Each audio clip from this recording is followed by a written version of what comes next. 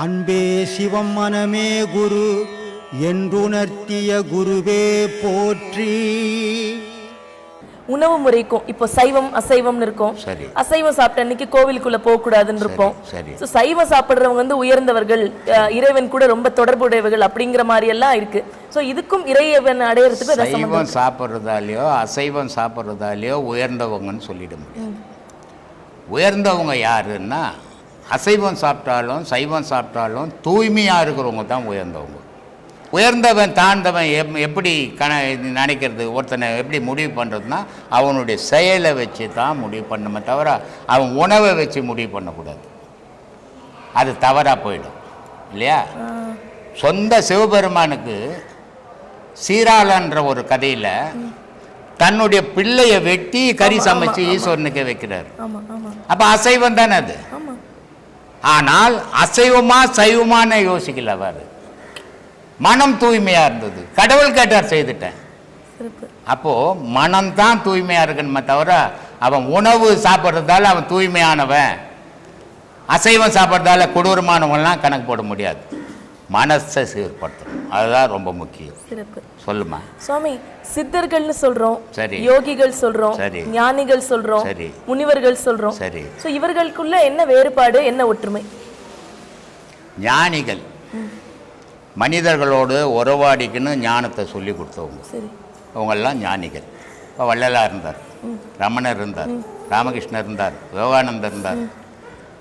விவேகானந்தர் இந்தியாவினுடைய ஆன்மீக சிங்கம். அது விவேகானந்தர்னா சாதாரண ஆள் கிடையாது. ஆன்மீகத்தினுடைய இந்தியாவிலேயே அது சிங்கம். அப்படிப்பட்ட ஒரு சிங்கம் இல்லைன்னா இன்னைக்கு வெளிநாட்டில் இந்து ஆன்மீகமே தெரிஞ்சிருக்காது. இன்னைக்கு உலகம் ஃபுல்லா கிறிஸ்டின் எல்லாம் இன்னைக்கு இந்து மதத்தில் வந்துன்னுக்குறாங்க எல்லாருமே. இதுக்கு பேஸ் அடிப்படை அவர் தான். இப்போ என்ன கூட சிங்கப்பூருக்கு ஒரு வாரம் கூப்பிட்டாங்க, மலேசியாவுக்கு ஒரு வாரம் கூப்பிட்டாங்க. ஒரு வாரம் வந்து போங்க சாமி அப்படின்னு கூப்பிட்டாங்க. அங்கே வந்து அந்த ஆர்கனைசேஷன் ஒரு விழா நடத்துகிறாங்க, அதில் என்னை பேசுறதுக்கு கூப்பிட்டாங்க. நான் சொன்னேன், அப்படி போய் வந்தால் எனக்கு நிறைய பணம் வந்துருக்கும் இல்லையா? இன்னைக்கு டீ கூட துட்டு இல்லாத உட்காந்துங்கிறேன் நான். ஆனால் நான் போல, ஏன்னா நான் காசு கோச போகிறது இல்லை. ஆன்மீகம்ன்றது நல்ல பக்தனுக்கு தேடி வரணும். குருவை தேடி வந்தால்தான் அவனுக்கு ஆன்மீக பற்று இருக்குதுன்னு அர்த்தம். நீ தேடி போய் சொன்னீன்னா அவன் இந்த காலையில் வாங்கி இந்த காலையில் விட்டு போய்கினே இருப்பான். அது ஆன்மீகம் தான். சம்பாதிக்கிறதுக்கு ஒன்றா உதவும், ஆனால் உண்மையான ஆன்மீகத்துக்கு அது உதவாது. அதனால நான் ஒரே வார்த்தை சொல்லிட்டேன், நான் யாரையும் தேடி போய் சொல்லி கொடுக்கறது இல்லை, என்னை தேடி வந்தாலும் சொல்லி கொடுப்பேன். அதனால நான் ஊராக வர்றது இல்லைப்பா, தயவுசெய்து என்னை கூப்பிடாதீங்க அப்படின்ட்டு. ஆனால் இன்னைக்கு அத்தனை ஊருலையும் இன்னைக்கு இந்து மதத்தில் பேச கூப்பிடுறாங்க, மற்ற மதத்தில் இருந்து இந்து மதத்துக்கு வந்து நிற்கிறாங்கன்னா அதுக்கு அடிப்படை பேஸ் விவேகானந்தர். எத்தனையோ ஞானிகள் இந்தியாவில் இருந்தாங்க, ஆனால் வெளிநாடு கொண்டு போனது விவேகானந்தர் தான். விவேகானந்தர்னு ஒருத்தர் இல்லைன்னா வெளிநாட்டில் இந்து ஆன்மீகம் தெரியாது. இன்னைக்கு வெளிநாட்டிலேருந்து ஃபாரினர்ஸ் வந்து காஞ்சிபுரம் கோயிலில் பட்டுப்பாடு கட்டி கல்யாணம் பண்ணிட்டு போகிறாங்க. இதுக்கு அடிப்படை விவேகானந்தர். விவேகானந்தர் சாதாரண ஆள் கிடையாது, பெரிய சிங்கம் அது ஆன்மீகத்தில். ஆனால் அப்படிப்பட்டவங்க இந்த உலகம் ஃபுல்லாக பரவி அவங்களுடைய போதனைகளை பண்ணதுக்கு அவங்கெல்லாம் ஞானிகள். முனிவர்கள் தனித்து இருந்து அவங்க கடவுளோட வழிபடுறவங்க, ஊருக்குள்ள வராமல் இருக்கிறது முனிவர்கள். சித்தர்கள் இறைவனோட கலந்தவங்க. அவங்க வந்து அழிவே, உடல் அழிவே கிடையாது அவங்களுக்கு. உடலும் உயிரும் ஒன்றா ஆயிட்டுது. அதான் காய கல்பம்ன்றாங்களே, அதுதான் காய கல்பம். இப்போ இருக்கிற மனுஷன்லாம் எவனும் காய கல்பம்லாம் பண்ண முடியாது, எல்லாம் செத்து போவான். காய கல்பம் பண்ணவன் சித்தன். சித்தன்னா அறிவாளின்னு அர்த்தம். அவன் வந்து இந்த உலகத்தோட தொடர்பே வச்சுக்கிறது கிடையாது.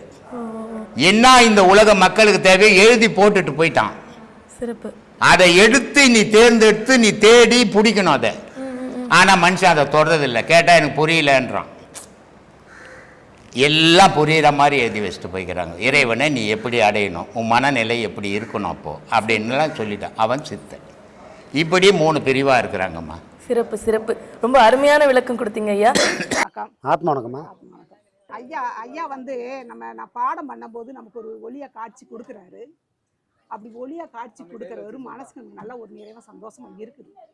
போன மாசம் வந்து அந்த ஐயா வாசல்ல வந்து நிக்கிறேன், நின்று கும்பிடுறேன். என்னை அறியாமையே எனக்கு அழுக வந்துகிட்டே இருக்குது. எதனால எனக்கு அழுக வருதுன்னு எனக்கே தெரியல. நானும் எவ்வளவோ அடக்கி பார்த்துட்டு அப்புறம் கொஞ்ச நேரம் உட்காந்துக்கிட்டு திரும்ப வந்து திரும்ப பாடம் பண்ணிட்டு அப்புறம் முடிச்சுட்டு வந்தாலும் ஐயா சொல்லுவார், இங்கே வர்றவங்க யாருமே வந்து அழுதுகிட்டே வரணும், போகும்போது சிரிச்சுக்கிட்டே போகணும் அப்படிம்பாரு. ஆனால் போன வட்டம் பார்த்தீங்கன்னா அழுதுகிட்டே வந்து கண்ணீராதே போனேன் நான். ஆனால் ரொம்ப மனசு கஷ்டமாக இருந்துச்சு. அதனால தான் நான் சரி இந்த வட்டம் கூட நான் கேட்டேன். ஆனால் எல்லாருக்கும் எனக்குன்னு கிடையாது சாமி, எல்லாருக்குமே வந்து மனசு கஷ்டம். எல்லாம் பாதி பேர் சாப்பிட்டாங்க, சாப்பிடாம போனாங்க. அதுவும் பார்த்தீங்கன்னா என் கண்ணு முன்னாடியெல்லாம் கொஞ்சம் இதெல்லாம் மட்டும் நடந்துச்சு. நான் இது பண்ண வேணாம் விட்டாச்சு. அவ்வளோ ஒரு கஷ்டத்தை இந்த ஐயா நமக்கு கொடுக்குறாரு. போகட்டும். நமக்கு எப்போ ஒரு நல்ல காலம், ஒரு நல்ல ஒரு விமோச்சனம் வரும் அப்படின்றது தெரியல. அந்த மனசு அவ்வளோ ஒரு வேதனை கஷ்டமாக இருக்குது. இது வந்து நம்ம ஆன்மாக்கு இதாகுமா சாமி, இல்லை நம்ம மனசு அவ்வளோ வருத்தப்பட்டு இது மனசு வருத்தப்படுது வேற ஒன்றும் இல்லை. இதெல்லாம் மாறி நல்ல விஷயங்கள் நடக்க இதெல்லாம் கடந்து போயிடலாம். எதுவுமே கடக்க முடியாத விஷயம் ஒன்றுமே இல்லை. இந்த பாதை சரியில்லைன்னா நம்மளை வேற ஒரு பாதைக்கு திசை திருப்பி விடுறாரு. அந்த பாதையை நோக்கி நம்ம போயிட்டோம்னா இது எல்லாமே மறந்துடும். அதனால் நடந்த தவறுகளை திருத்த முடியாது. இனி தவறுகள் நடக்காமல் நம்ம பார்த்துக்கலாம். அதை நோக்கி நம்ம போவோம். இந்த வேதனைலாம் மாறிடும். கண்டிப்பாக மாறும். ஒரு மனசுக்கு கஷ்டத்தை கொடுத்தா மேற்கொண்டு ஏன் சார் கஷ்டத்தையே கொடுத்துட்டே இருக்கிறாங்க? என்ன சரியா மசிலன்னு அர்த்தம். அப்போ வாழ்க்கை பூரா நம்ம கஷ்டப்பட்டே தான் இருக்கு. பக்குவம் அடைஞ்சதுக்கு அப்புறம் வேலை இல்லையாம்மா. ஒரு பழம் இப்போ பூவா இருக்குது, பிஞ்சா இருக்குது, பூவா இருக்குது, மொட்டா இருக்குது, பூவா மாறுது, காயா மாறுது, அப்புறம் கனியா மாறுது. அதுக்கப்புறம் எதனா மாறுதா? அவ்வளோதான் அதோட முடிவு. பழுத்துட்டா முடிவு. அதோட முடிவான நிலைக்கு போச்சுன்னா அதுக்கப்புறம் அதுக்கு மேலே ஒன்றுமே கிடையாது. அந்த மாதிரி நமக்கு பக்குவம் வர வரைக்கும் இந்த துன்பங்களையும் சோதனைகளையும் அனுபவிச்சு தான் ஆகணும்.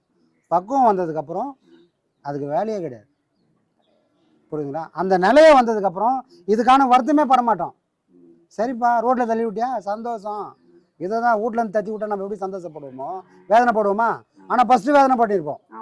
ஏடா உங்களுக்கு தாண்டா வடிச்சு கொட்டினேன், என் தொண்டை தண்ணி வத்தணும், நான் தான் டீச்சராக இருந்தேன், நீங்கள் பாட்டு நிம்மதியாக இருந்தீங்க, என் பென்ஷன்லேருந்து நான் தான் உங்களுக்கு எல்லாரும் கொடுத்தேன்னு வேதனைப்பட்டிருப்போம் ஃபஸ்ட்டு இருந்தால். இப்போ அந்த மாதிரி தேத்தி விட்டாங்கன்னா என்ன பண்ணுவோம்? கையெழுத்து கும்பிடுவோம், ரொம்ப சந்தோஷம், நல்ல வேலை பண்ணிக்கோ, சீக்கிரமாக தேத்தி விட்டதுக்கு.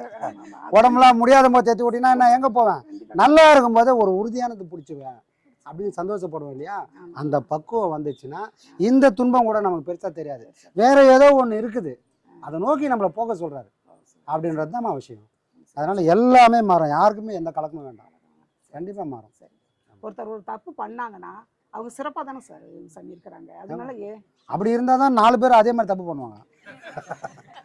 தப்பு பண்ணவொன்னே யாரும் அடி கொடுத்துட்டாங்கன்னா, இப்போ யாருக்குமே தெரியாமல் ஒரு திருடுறேன் நான், யாரோ ஒருத்தன் தெரிஞ்சு வந்து புஷ்டான், யாருக்கும் தெரியாத திருடினவனே ஒருத்தன் பிடிக்கிறான்னா வேற யாரோ போய் திருடுவானா? திருட மாட்டான். அதனால திருடன் ஜாஸ்தி ஆகினே போகிறான். தவறுகள் நடக்க உலகம் சுபிச்சமாக இயங்கும். அப்போ அவனுக்கு என்னைக்கு தான் விமோசனம் கிடைக்கிறது? அவருக்காக வரும். இவன் திருடின மாதிரி இவன்கிட்ட இருந்து ஒருத்தன் திருட வருவான். இங்கே எல்லாம் வல்லவனுக்கு வல்லவன் இந்த உலகத்தில் இருக்கிறாமா. புரியுதுங்களா?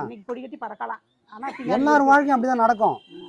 தப்பு செஞ்சவன் ஃபுல்லாக சந்தோஷமா இருப்பான். இந்த உலகம் கலிகாலன்றது தப்பு செய்கிறவங்க எல்லாம் சந்தோஷமா இருப்பாங்க, சரியா போறவங்க எல்லாரும் துக்கப்படுவாங்க. ஆனால் முடிவு என்ன ஆகும்? ஏன்னா அவங்க செய்யற நல்லது நாயனர் ஒத்துக்கிறாங்களே, செய்யறது கரெக்டாக இருக்கு, நியாயமா இருந்தார் சொல்ற மாதிரி சொல்றாங்களே, அப்படிதான் சொல்லுவாங்க. அப்போ அந்த உலகம் என்னைக்கு தான் இது பண்றது? உலகத்தை பற்றி நம்ம கவலையே வேணாம். யார் இதுக்கெல்லாம் காரணம் கர்த்தாவோ அவரே அதை பார்த்துக்கிட்டோம். நாம நம்மளோட வேலையை சிறப்பாக செய்வோம். யாருக்கும் தண்டனை வாங்கி கொடுக்குற வேலை நம்ம வேலை இல்லை. ஏன்னா நம்மளே தண்டனை அனுபவிச்சுக்கிறோம். அதில் நாம் எப்படி தண்டனை வாங்கி கொடுக்குறது? அப்படிலாம் நம்ம ஆளே கிடையாது. அதில் நடக்கிறது நடந்துனே இருக்கட்டும், நம்ம பயணம் தொடர்ந்துக்கினே இருக்கட்டும். ஆனால் என்னைக்கால் சொன்னால் கிடைக்கும். கண்டிப்பாக இன்னைக்கு இது கிடைச்சது, நாளைக்கு வேற எதுனா கிடைக்கும். மாறிக்கினே இருக்குமா? இந்த உலகத்தில் யார் பேர் மேலேயும் இந்த பூமி இருக்காது, மாறிக்கினே இருக்கும். அது மாதிரி மாறிக்கினே போகும். உலகத்துக்கு சாமி பட்டினத்தாருங்கிறீங்க, ஆனா இப்போதைக்கு பட்டினத்தார் நீங்க தான். ஒரு 15 கோடி சொத்தையும் போட்டுட்டு உட்காந்துட்டீங்க. தேவையில்லை எடுத்துட்டு போயான்னு தேவையில்லை அப்படின்ட்டீங்க. அப்ப நீங்க தான் இப்போதைக்கு வந்து ஒரு பட்டினத்தார் சாமி இந்த உலகத்துல. இப்போதைக்கு பாத்தீங்க, இப்ப அதான் சாதாரண ஒண்ணு வச்சிருக்கிறதே விட மாட்டேங்கிற, அடிச்சு கரையேட்டு போறாங்க. அவ்வளவு பெருசையும் போட்டு வந்து உட்காந்துட்டீங்க. போனா எடுத்துட்டு போக தேவையில்லை அப்படின்ன மாதிரி. அப்ப நீங்க தான் சாமி உண்மையான ஒரு இது அது இல்லைம்மா வாழ்க்கை, இது அது இல்லை வாழ்க்கை. ம், நாம் இந்த பாதையில் வர்றது விட்டுட்டு போகிறதுக்கு தான் வந்திருக்கோம். ம். அது நம்மளை கையிலேருந்து பிடுங்கினா ஐயோ ஒன்றும் பண்ண முடியும் விடுறது இல்லை, நாமளே துணிஞ்சு விடுறது. கொண்டு போ வச்சுட்டு அப்படின்னு விட்டுட்டு போகிறது தான் துறவு வாழ்க்கை. அதனால தான் பட்டினத்தாரோட வாழ்க்கை என்ன சொல்கிறாங்க, உன்ன மாதிரி ஒரு துறவியை நான் உலகத்திலே பார்க்கலையா.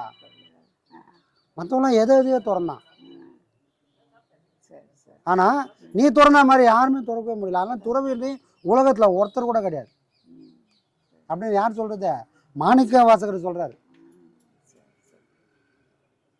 அவ்வளோ பெரிய துறவி. ஏன்னா அந்த மனசை திறந்துட்டார்.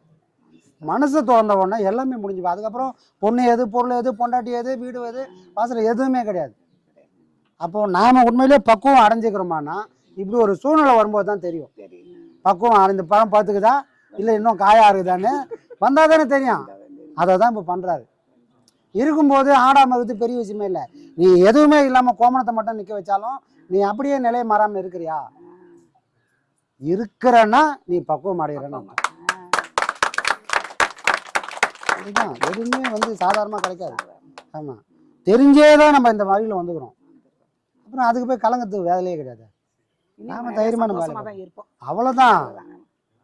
போக போக நம்ம சந்தோஷம் ஒன்று தெரிஞ்சு போச்சு, இது நமக்கான வழி இல்லை, அது தெரிஞ்சு போச்சு. ஆமா அப்போ எது நம்ம வழியோ அதை நோக்கி போயிடுவோம். நமக்கு தேவை நம்ம குருநாதரை இந்த உலகம் ஃபுல்லாக கொண்டு சேர்க்க வேண்டிய நம்மளோட வேலை. அதை நம்மளால் செய்ய முடியும், நம்மளால் மட்டும்தான் செய்ய முடியும். அதனால தான் சிவானந்த பரமஹம்சர் அமுச்சு விட்டாரு. எல்லாரும் நம்மளை திருப்பி அமுச்சு விட்டாங்க. இனி வேலைக்கு ஆகமாட்டா கிளம்ப அப்படின்ட்டாங்க. அவங்க திருப்பி அமுச்சதுக்கு காரணம் இப்போ தான் புரியுது. ஒருவேளை சேர்த்துருந்தாங்கன்னா வேலையே கிடையாது. அப்போ எல்லாத்துக்கும் காரணம் அன்னைக்கு தெரியல, இன்னைக்கு உட்காந்து அசை போடும்போது எல்லாத்துக்கும் காரணம் இருக்குது. இங்கே எதுவுமே காரண காரியம் இல்லாமல் எந்த ஒரு விஷயமும் நடக்கலை. அந்த இடத்தான தொடும்போது தான் ஓ இதுக்காக தான் இது நடந்திருக்குது அப்படின்னு இருக்குது. இல்லைன்னா வீட்டை விட்டு போக வேண்டிய வேலை கிடையாது. வீட்லேயே ஒரு குரு வச்சு இன்னொரு குருவை போய் தேட வேணும், எதுக்கு அவசியம்? இவர் கொடுக்கல. வீட்டில் அம்மா டைட் பண்ணுறாங்க, என் புள்ளைய நீ கெடுத்துறாத அப்படின்றாங்க. அது அம்மாவுக்குடைய குணம். புள்ள என்ன எப்படி இருக்குன்னா கல்யாணம் பண்ணணும், குழந்தை பெற்றுக்கணும், பேத்தம் பேத்தி எடுக்கணும், அதுதான் அவங்களோட வாழ்க்கை. அதுதான் ஒரு தாய் எண்ணுவா. அதை தான் நம்ம தாயா என்னாங்க. ஆனால் நம்ம தசை மாறிட்டோம். அது கூட பக்குவத்துக்காக தான். இதெல்லாம் இப்படிலாம் சுத்தலைன்னு சொன்னால் நமக்கு இந்த ஆன்மீகனா என்னன்னே தெரிஞ்சிருக்காது. இதெல்லாம் தேடி தேடி ஓடி ஓடி பண்ணும்போது தான் ஒரு குருநாதர்னா எவ்வளோ பெரிய இதுன்றது நமக்கு புரிய ஆரம்பிக்குது. அப்போ அவருக்கு செய்ய வேண்டிய ஒரு ஒரு விஷயத்தையும் எப்படிலாம் செய்யலாம் அப்படின்ற ஒரு ஒரு விஷயத்தையும் யோசனை பண்ணி செஞ்சுருக்கோம். அதனால தான் அது எல்லாமே சிறப்பாகவே நடந்தது. அங்கே எங்கேயுமே ஆடம்பரத்துக்காகவோ நான் யாருன்னு காட்டுறதுக்காகவோ செஞ்ச விஷயம் எதுவுமே கிடையாது. ஒரு ஒரு செயலும் என் குருநாதர் யாருன்னு இந்த உலகம் தெரிஞ்சுக்கணும். அது செய்யலைன்னு சொன்னால் இது வீட்டில் உக்காந்துக்கிற மாதிரி பேசுகிற விஷயம் இல்லை. அவர் உலகத்துக்காக வந்தார். அவர் இந்த உலகத்தோட சொத்து.